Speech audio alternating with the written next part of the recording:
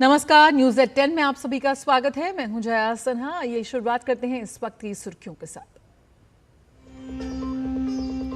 संसद का मॉनसून सत्र आज से 13 अगस्त तक चलने वाले सत्र के दौरान कई महत्वपूर्ण विधेयक चर्चा और पारित करने के लिए सूचीबद्ध।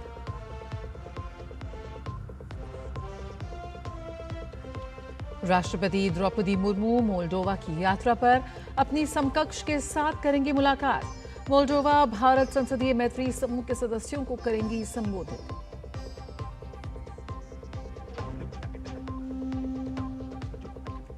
पनामा के विदेश मंत्री 5 दिवसीय भारत दौरे पर। विदेश मंत्री डॉक्टर एस जयशंकर और वाणिज्य एवं उद्योग मंत्री पीयूष गोयल से आज करेंगे मुलाकात।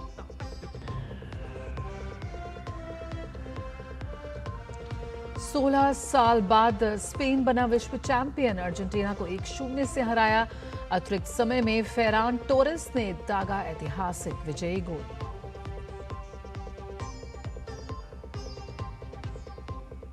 और देश के उत्तर पश्चिम पूर्व और पूर्वोत्तर इलाकों में मानसून सक्रिय। मौसम विभाग ने उत्तराखंड, जम्मू कश्मीर और हिमाचल प्रदेश में भारी से बहुत भारी बारिश का अलर्ट किया जारी।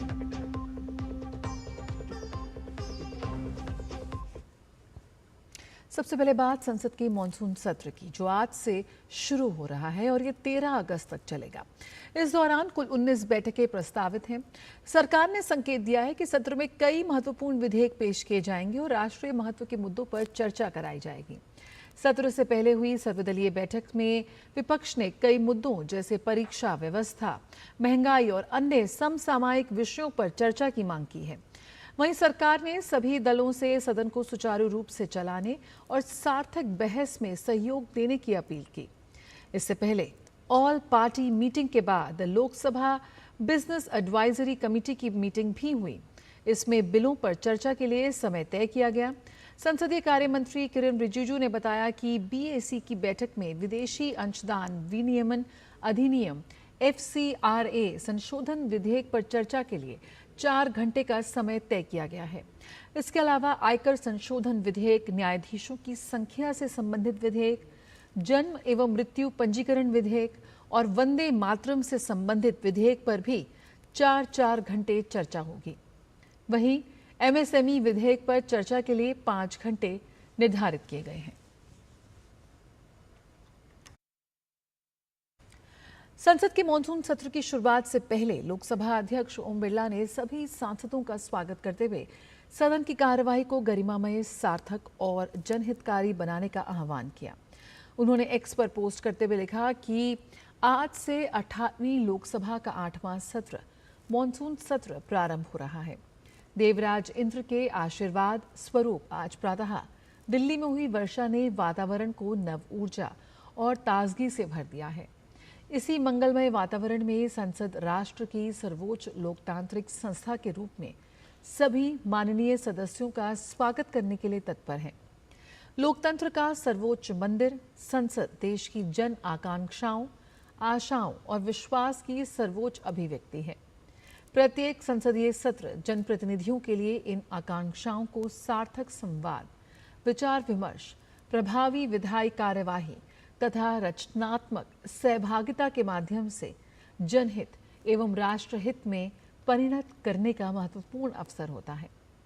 आशा है कि सभी माननीय सदस्य संविधान की भावना, संसदीय परंपराओं एवं मर्यादाओं का सम्मान करते हुए सकारात्मक सहयोग की भावना से सदन की कार्यवाही में सहभागी बनेंगे।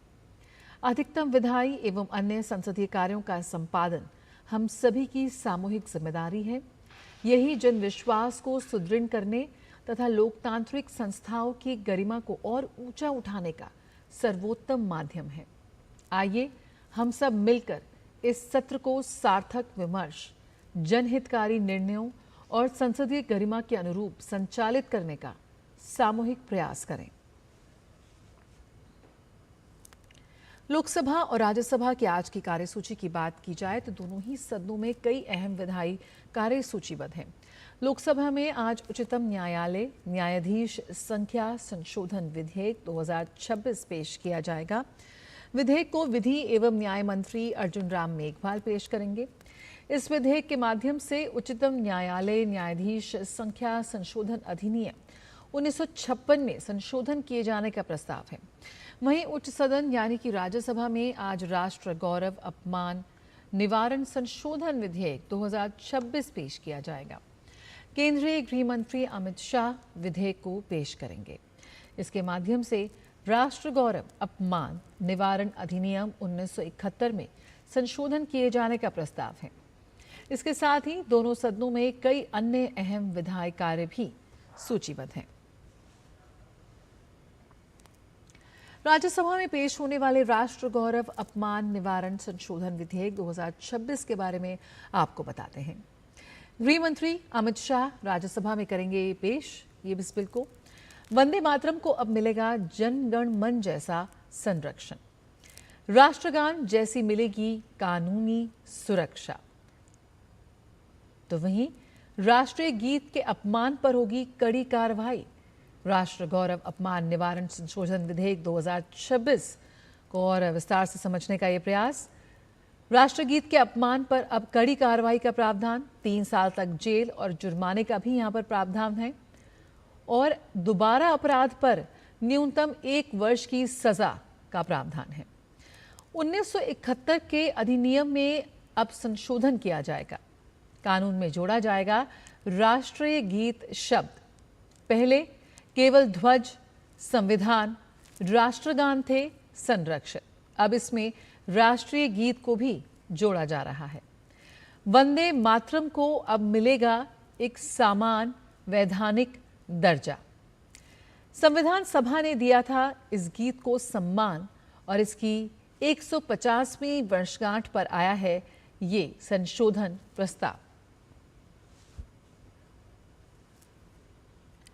लोकसभा में आज उच्चतम न्यायालय न्यायाधीश संख्या संशोधन विधेयक 2026 भी पेश होगा और इसमें आपको बताएं कि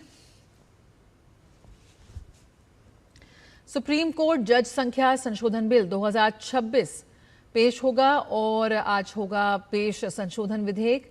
कानून मंत्री अर्जुन राम मेघवाल पेश करेंगे ये बिल। सुप्रीम कोर्ट में बढ़ेंगे 4 नए जज। जजों की संख्या को बढ़ाने का यहां पर प्रयास है और जजों की संख्या 34 से बढ़कर अब 38 होगी। स्वीकृत संख्या में सीजीआई भी शामिल है। वर्तमान में सीजीआई के अलावा 33 जज हैं। लंबित मामलों का बोझ घटाने की यहां पर तैयारी है। मामलों की सुनवाई में आएगी अब तेजी, क्योंकि संख्या बढ़ेगी जजों की। 1956 के पुराने कानून में बदलाव यहां पर किया जा रहा है। विधेयक 1956 में बने कानून की लेगा जगह और मई में कैबिनेट ने इस विधेयक को मंजूरी दी थी। ऐसे में मंजूरी के बाद सरकार लेकर आई थी यह अध्यादेश। अध्यादेश के बाद 5 जजों की नियुक्ति हुई। विधेयक पारित करने के लिए बहुमत जरूरी है। इससे पहले 2019 में भी बढ़ाई गई थी संख्या। 2019 में जजों की संख्या 30 से हुई थी 33। संसद के मॉनसून सत्र की शुरुआत से पहले दिल्ली पुलिस ने राजधानी में सुरक्षा को लेकर हाई अलर्ट जारी किया है। पुलिस ने स्पष्ट किया है कि संसद तक प्रस्तावित मार्च के लिए ना तो कोई अनुमति मांगी गई और ना ही प्रशासन ने इसकी मंजूरी दी है। ऐसे में किसी भी अनाधिकृत मार्च, जुलूस या प्रदर्शन में शामिल होने वालों के खिलाफ सख्त कानूनी कार्रवाई की जाएगी। दिल्ली पुलिस के मुताबिक नई दिल्ली जिले में भारतीय नागरिक सुरक्षा संहिता की धारा 163 लागू है। इसके तहत विरोध मार्च, जुलूस, प्रदर्शन और 5 या उससे अधिक लोगों के एकत्र होने पर प्रतिबंध है। पुलिस ने कहा है कि केवल जंतर मंतर के निर्धारित प्रदर्शन स्थल पर पूर्व अनुमति के साथ ही प्रदर्शन की अनुमति होगी। दिल्ली मेट्रो रेल कॉरपोरेशन यानी डीएमआरसी ने सुरक्षा कारणों से सेंट्रल सेक्रेटेरिएट मेट्रो स्टेशन समेत 5 मेट्रो स्टेशनों को आम यात्रियों के लिए अस्थायी रूप से बंद कर दिया गया है। डीएमआरसी ने सोशल मीडिया प्लेटफॉर्म एक्स पर जानकारी साझा करते हुए बताया कि सुरक्षा व्यवस्था को ध्यान में रखते हुए जनपथ, राजीव चौक, पटेल चौक, सेंट्रल सेक्रेटेरिएट और सेवा तीर्थ मेट्रो स्टेशनों को अगले आदेश तक बंद रखा गया है।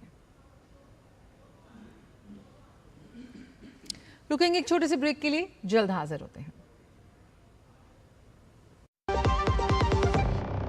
पर्यटन केवल घूमने फिरने तक सीमित नहीं, बल्कि संस्कृति, रोजगार और आर्थिक विकास का मजबूत आधार है। प्रधानमंत्री श्री नरेंद्र मोदी की मंशा अनुरूप और मुख्यमंत्री डॉक्टर मोहन यादव के नेतृत्व में मध्य प्रदेश का पर्यटन अब अंतर्राष्ट्रीय स्तर पर नई पहचान बना रहा है। वसुधैव कुटुम्बकम की भावना के साथ मध्य प्रदेश देश विदेश से आने वाले हर पर्यटक का आत्मीय स्वागत कर रहा है। मध्य प्रदेश आके हमें प्रकृति, संस्कृति और आध्यात्मिकता का अनुभव हुआ। यहाँ की साफ सफाई, व्यवस्थाएं और लोगों का अपनापन हमारी यात्रा को यादगार बना गया। मध्य प्रदेश सरकार का बहुत बहुत धन्यवाद। ग्रामीण पर्यटन, वेलनेस और इको टूरिज्म जैसे नए क्षेत्रों पर विशेष फोकस के साथ मध्य प्रदेश सतत विकास और बेहतर पर्यटन अनुभव की दिशा में तेजी से आगे बढ़ रहा है। धार्मिक पर्यटन की दृष्टि से और अन्य पर्यटकों की दृष्टि से अगर कोई पर्यटक आए किसी राज्य में, हाँ हमें गर्व है मध्य प्रदेश वो स्थान है जहाँ सर्वाधिक रूप से टूरिज्म का सेक्टर सबसे अच्छी गति से बढ़ा। मेरी पसंद, मेरी पसंद, मेरी पसंद, मेरी पसंद, हमारी पसंद, हम सबकी पसंद। मजबूत देश का मजबूत सरिया हो गया स्टील।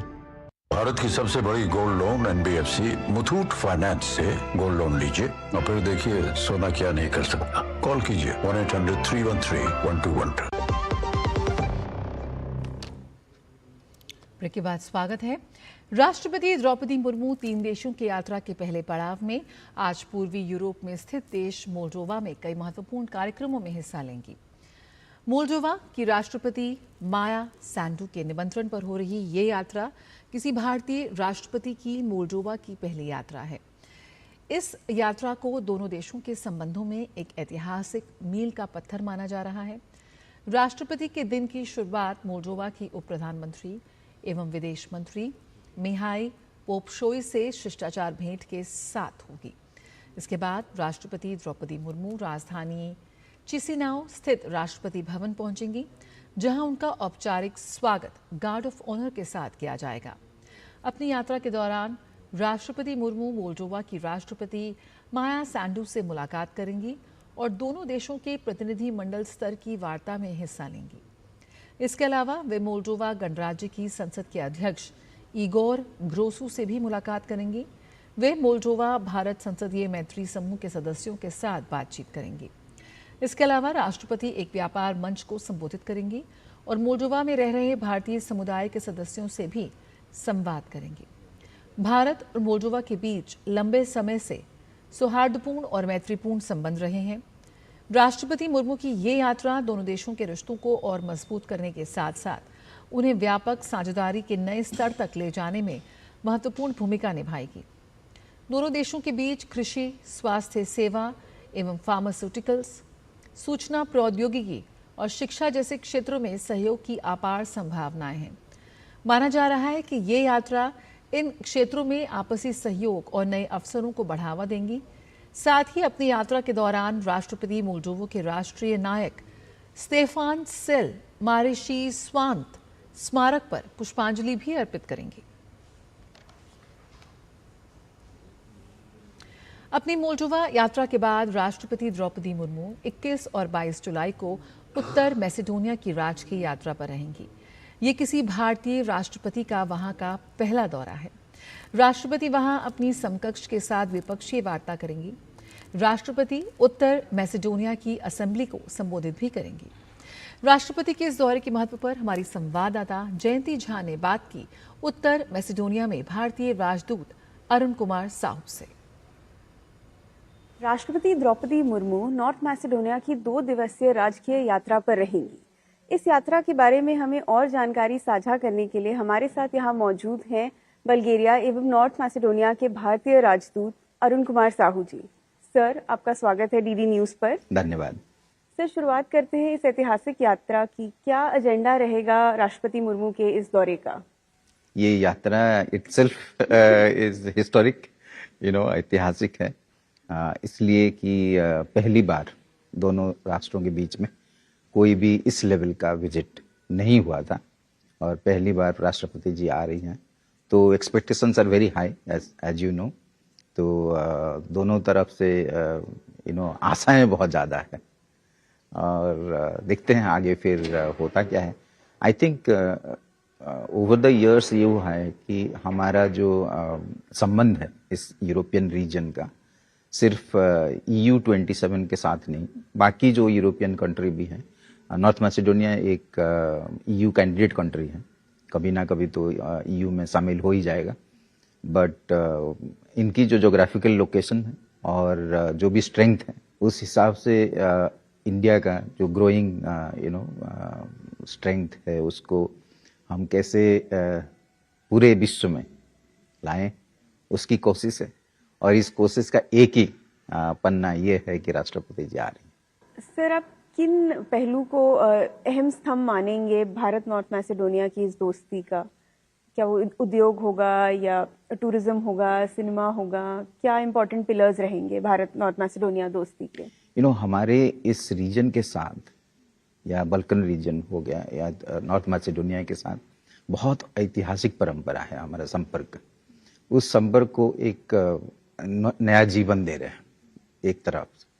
बाकी मॉडर्न एज के लिए, आगे के लिए आप टेक्नोलॉजी हो गया, एग्रीकल्चर हो गया, फिर इंफॉर्मेशन टेक्नोलॉजी तो है ही, साइंस एंड टेक्नोलॉजी, एजुकेशन, ये आर्टिफिशियल इंटेलिजेंस है ना, ये सारे जितने भी हैं उसको कैसे जोड़ना है।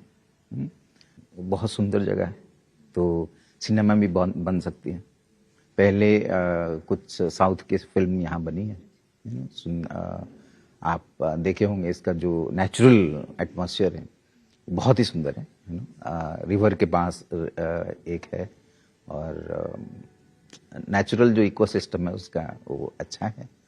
तो हम चाहते हैं कि लोग यहाँ आए, यहाँ का लोग इंडिया जाए, है ना, टूरिज्म भी बढ़े। तो सारा मिला के I think expectations are very high from both side, political, economic, cultural. और यहाँ योगा भी लोगों का बहुत लोग काफ़ी इंटरेस्ट है उनका। सो ये योगा करते हैं और बहुत सारे जो हमारे इंडिया में गुरु हैं, योग गुरु है ना, उनके आश्रम में भी जाके रहते हैं। तो कल्चरल कनेक्शन ज़्यादा है, तो उसको सब स्ट्रेंथन करना है, ताकि इंडिया का जो भी हमारे जो कल्चरल स्ट्रेंथ है, इकोनॉमिक, साइंटिफिक जो भी स्ट्रेंथ है, वो विश्व के हित के लिए लगे। आई थिंक यही एक्सपेक्टेशन है। सर, आप इंडियन बिजनेसेस के लिए यहाँ पे निवेश की, एक्सपोर्ट की अपॉर्चुनिटीज़ देखते हैं? क्योंकि जो जैसा कि आपने कहा, जियोग्राफिकली जहाँ ये स्थित है, ये यूरोप के लिए एक गेटवे बन सकता है भारतीय बिजनेस के लिए।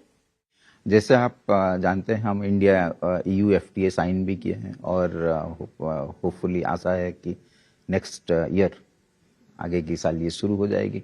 बट नॉर्थ मैसेडोनिया भी एक कैंडिडेट कंट्री है, तो और इसका जोग्राफिकल लोकेशन इतना अच्छा है कि आप यहाँ मैन्युफैक्चरिंग बेस बना सकते हैं। एंड ऑल दोज जो प्रेफरेंशियल ट्रीटमेंट होता है बिजनेस का, बिजनेसमैन समझ जाते हैं कि कहाँ प्रेफरेंशियल ट्रीटमेंट होता है, तो वो यहीं पे उसका फ़ायदा उठाया जा सकता है। राष्ट्रपति जी के साथ ऑलमोस्ट 40 लोगों की एक बिजनेस डेलीगेशन भी ज्वाइन करेगा, तो स्पैनिंग डिफरेंट सेक्टर्स, एग्रीकल्चर से शुरू करके हाईटेक तक। सो सारों को आई थिंक पहली बार मुझे लगता है एक एक्सपोजर मिलेगी कि ये रीजन क्या है। तो मैं कुछ लोगों से बात कर रहा था, तो उनको तो एकदम आइडिया ही नहीं था कि भाई नॉर्थ मैसेडोनिया है कहाँ, तो मुझे लगता है इस विजिट के बाद थोड़ा आगे जो हमारा विजन है वो भी थोड़ा बढ़ेगा कि बिजनेस कहीं पे भी हो सकता है, जहाँ प्रॉफिट हो, है ना, जहाँ एनवायरनमेंट अच्छा हो, बिजनेस एनवायरनमेंट हो। आई थिंक बिजनेसमैन हमारे आए, इन्वेस्टर आए, तो इन्वेस्ट करें, तो आई थिंक इकॉनमी को फ़ायदा होगा। सर, जैसे कि आपने कहा कि एक नई शुरुआत है भारत और नॉर्थ मैसेडोनिया के बीच, तो आप भविष्य में क्या सेक्टर्स देखते हैं, क्या उम्मीद रखते हैं कि सहयोग के कौन से क्षेत्र रहेंगे दोनों देशों के बीच? आप इन्वेस्टमेंट देखें तो इसमें आर्टिफिशियल इंटेलिजेंस रहेगा, बाकी सारे जो न्यू टेक्नोलॉजी है वो रहेगा, एंड देन एग्रीकल्चर रहेगा, एग्रो टेक्नोलॉजी बेस्ड जो भी एग्रीकल्चर प्रोडक्ट्स हैं, एंड ऑटोमेटिव सेक्टर रहेगा, काफ़ी इनका एक टेक्नोलॉजी जोन भी ये लोग बनाए हैं, है ना? तो जिसमें वो इन्वेस्टमेंट एक्चुअली अट्रैक्ट करना चाहते हैं।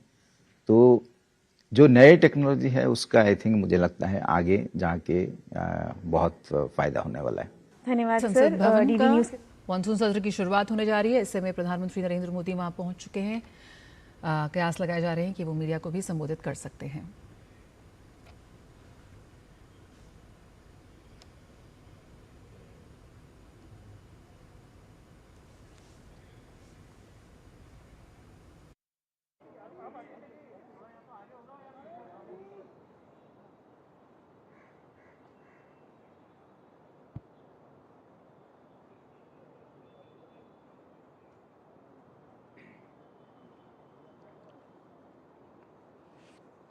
स्वागत है भैया आप सबका।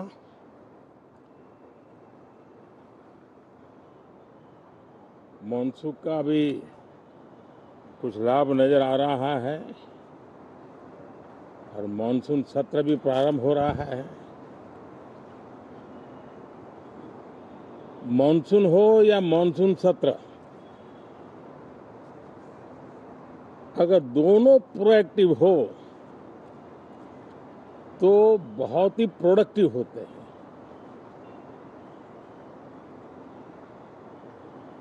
और दोनों को प्रोडक्टिव होते हैं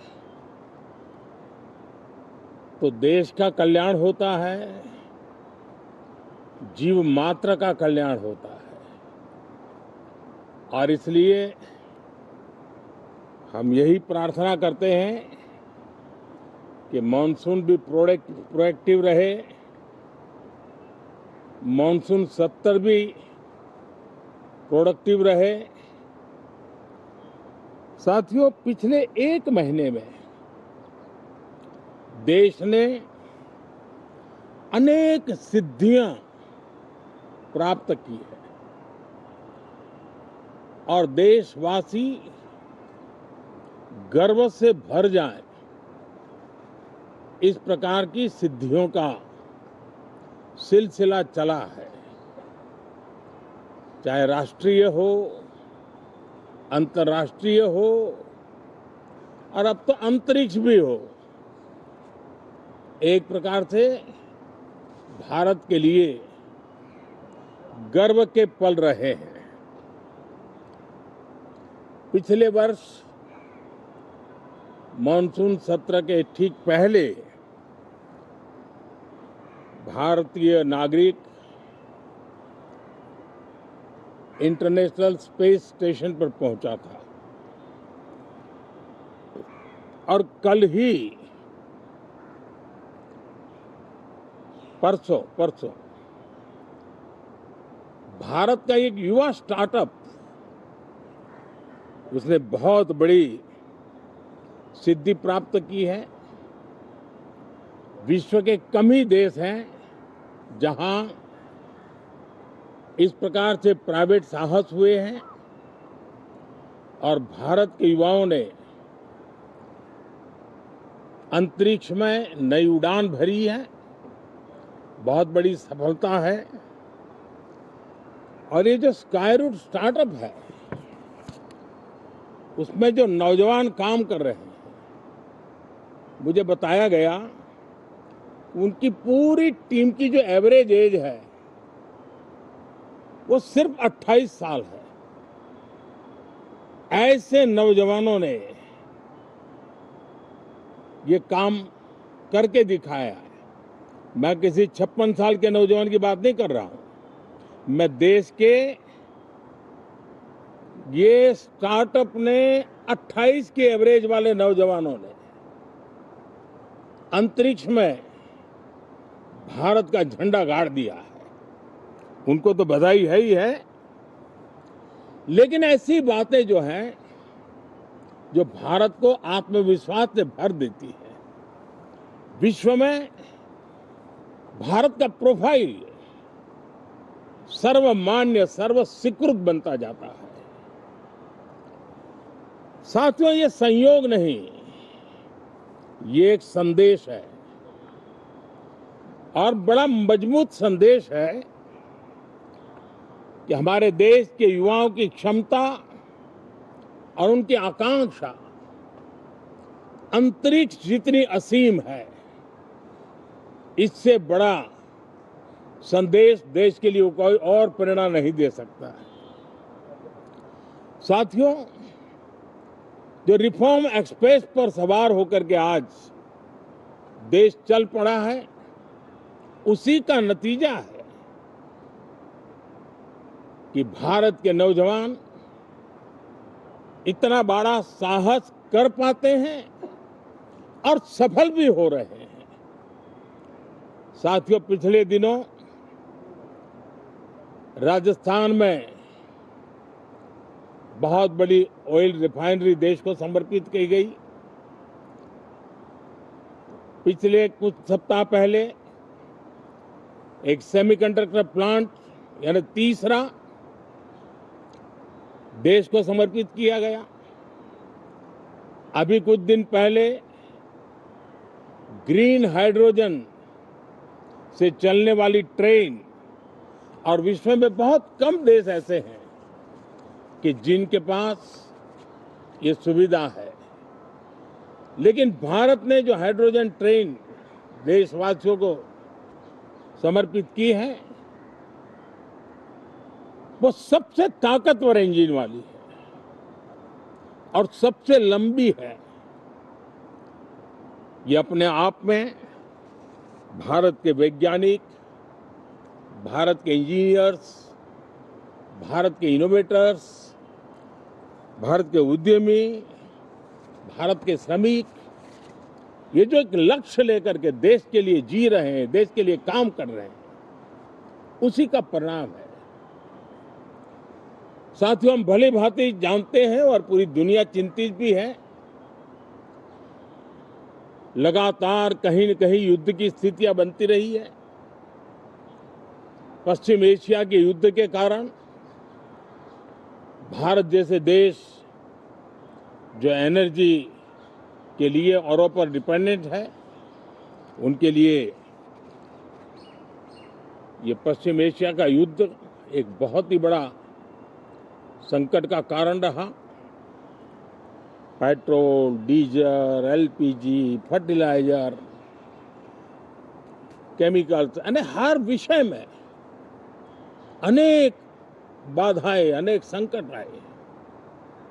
उसके बावजूद भी भारत 7.7% के ग्रोथ से दुनिया की मेजर इकोनॉमी में सबसे तेज गति से आगे बढ़ने वाला देश बन के रहा। ये भारत के सामर्थ्य का परिचायक है। भारत किस प्रकार से उत्साह और उमंग के साथ नई ऊंचाइयों को पार करना चाहता है, उसकी इसमें एक झलक है। और ऐसे में जब ये मॉनसून सत्र आरंभ हो रहा है, देश ने स्पीड पकड़ ली है और संसद का स्पिरिट उस स्पीड में नई ऊर्जा भर सकता है। सकारात्मक स्पिरिट राष्ट्र के लक्ष्यों को प्राप्त करने के लिए बहुत आवश्यक होता है। हमारे सदन में बहुत अनुभवी सांसद भी है, दल उनका कोई भी हो, लेकिन उनके पास एक लंबा अनुभव है। ऐसे समय में उनके अनुभव की, उनके ज्ञान की संसद को भी जरूरत है, देश को भी जरूरत है। और इसके लिए संसद का चलना, सार्थक चर्चा होना, मिलजुल करके देश को आगे ले जाने के संकल्प लेना, ये मैं समझता हूं कि बहुत ही समय की मांग है। एस्पिरेशन से भरे हुए देश के युवाओं की मांग है कि हम आगे बढ़े। आज समय की मांग है कि राष्ट्र निष्ठा से भरे हुए, राष्ट्रभक्ति के लिए जी रहे आवाज को सदन में उचित मंच मिलता रहे, वे अपनी आवाज को बुलंद करे, देश को दिशा दे। और इसलिए मैं आशा करता हूं और मुझे पक्का विश्वास है, जहां तथ्य होते हैं, जहां तर्क होते हैं, वहां तूफान के लिए जगह नहीं होती है। अगर तर्क मजबूत है, तथ्य मजबूत है, तो शांत चित्त से भी अपनी आवाज को बुलंद बनाया जा सकता है। मैं आशा करता हूं तर्क और तथ्य के साथ सदन की चर्चा को समृद्ध किया जाए, हर आवाज को अवसर मिले, हर विचार को सम्मान मिले। ये संसद की हमारी भूमिका है। मैं सभी सांसदों से बढ़ चढ़ करके इस सदन में हिस्सा लेने के लिए निमंत्रित करता हूं। आज सुबह स्पीकर महोदय जी ने भी सोशल मीडिया के माध्यम से देश के सांसदों का स्वागत करने के अपने भाव को व्यक्त किया है। मैं भी उसमें अपना स्वर मिलाता हूं। आप सबका बहुत बहुत धन्यवाद। नमस्कार।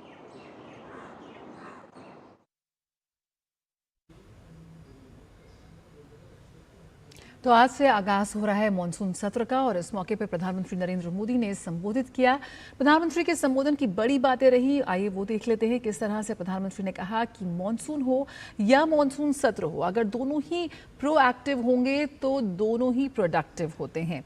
और साथ ही उन्होंने कहा कि पिछले एक महीने में भारत को गौरवान्वित करने वाले कई पल सामने आए हैं। गर्व से भरने वाली सिद्धियों का सिलसिला लगातार चल रहा है और लगातार प्रधानमंत्री जिस तरह से भारत के जो युवा हैं, कैसे आज भारत के जो स्टार्टअप है वो वैश्विक मंच पर धमाल मचा रहे हैं। देश के नौजवानों ने अंतरिक्ष में झंडे गाड़ दिए हैं और भारत के युवाओं ने अंतरिक्ष में एक उड़ान नई भरी है, उसका भी जिक्र प्रधानमंत्री ने किया। प्रधानमंत्री ने कहा कि रिफॉर्म एक्सप्रेस पर सवार होकर आज देश चल पड़ा है। एक बड़ी सफलता जहां भारत के युवाओं को मिली है। ये एक महत्वपूर्ण संदेश है कि हमारे देश के युवाओं की क्षमता अंतरिक्ष जितनी असीम है और देश ने स्पीड पकड़ ली और संसद की स्पिरिट में इसमें ऊर्जा भर सकता है। साथ ही उन्होंने कहा कि संसद को चलना समय की मांग है। ऐसे में राष्ट्र निष्ठा से भरी आवाज को सदन में उचित मंच मिले, ये देखने वाली बात होगी। और जहां तथ्य होता है और जहां तर्क होता है वहां तूफान की जरूरत नहीं होती। ऐसे में तथ्यों तर्कों के साथ संसद चले, हर आवाज को अवसर मिले, यही प्रधानमंत्री ने कहा अपने संबोधन में। इसी के साथ न्यूज़ एट 10 में फिलहाल इतना ही। मुझे दीजिए इजाजत। नमस्कार।